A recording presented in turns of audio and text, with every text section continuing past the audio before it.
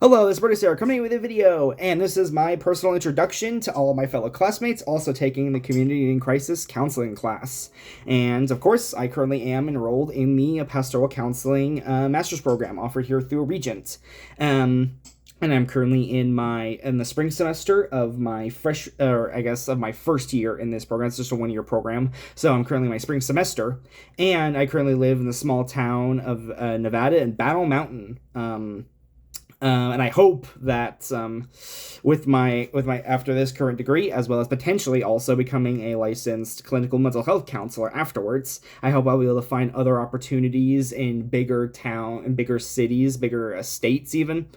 Potentially being back in Montana, which is where I got my bachelor's at, or Idaho, or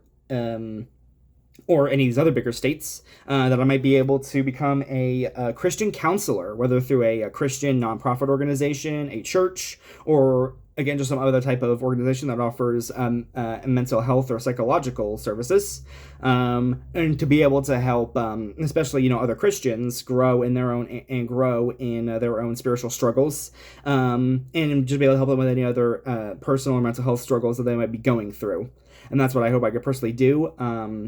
And take my personal faith and relationship with God and be able to help empower other people in that way as well, with some spiritual guidance as well from God, as well as once again what I've learned about being an effective therapist in all the classes that I've taken thus far. And one thing I personally do for self-care, again because my faith is super important, is a combination of prayer and meditation for my own mental or spiritual well-being, where whenever I might be struggling with a personal issue, I try to put it in perspective, try to calm myself down first if I'm feeling anxious or anything like that, with some deep breaths,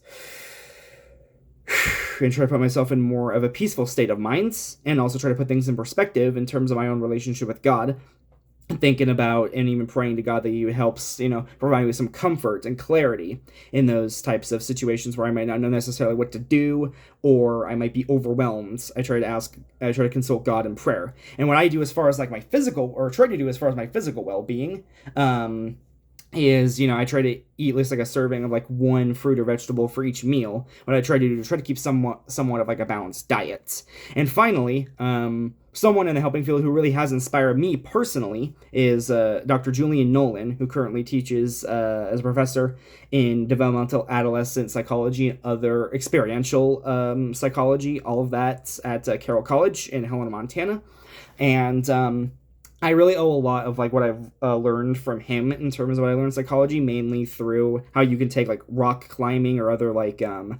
physical activities like bike riding, and how you can use that in order to help other people through their own personal struggles. As well as really taught me, what different adolescents, teens, even adults in different stages of their lives, what they might experience or go through, and help put that in perspective, and helps me think about how I can,